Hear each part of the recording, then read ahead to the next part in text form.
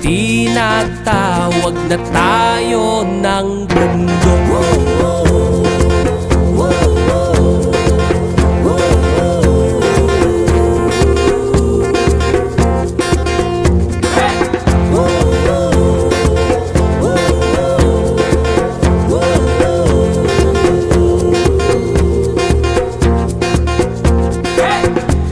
Tumakas na tayo malayo sa maraming tao, humiwalay at magtago sa maingay at malabong mundo.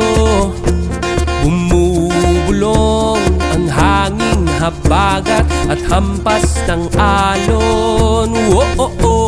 Dumudulog at iyayakap na tayo ng karagatan.